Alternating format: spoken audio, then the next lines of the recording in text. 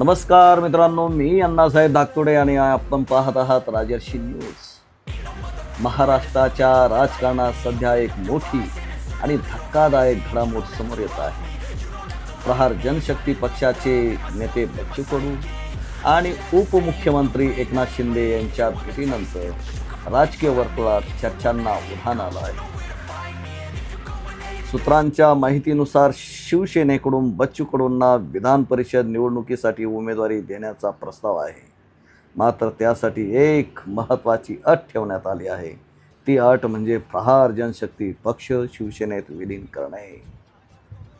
23 April रोजी बच्चू कडूंनी एकनाथ शिंदे यांची भेट घेतली होती.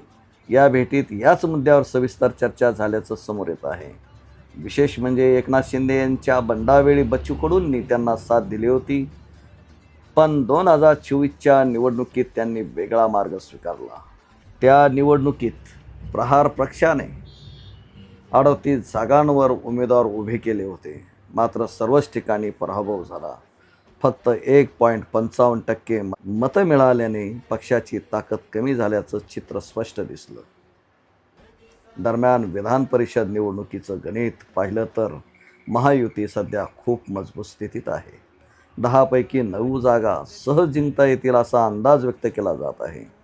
त्यामुळे उमेदवारीसाठी मोठी स्पर्धा सुरू आहे.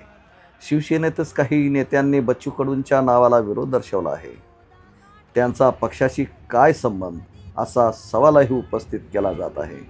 याचमुळे शिवसेनेकडून विलीनीकरणाची अट पुढे आणली गेल्याचं बोललं जात आहे. आता सर्वात मोठा प्रश्न असा आहे, बच्चू कडू आपला प्रहार पक्ष विलीन करतील का, की स्वतंत्र ओळख कायम ठेवतील?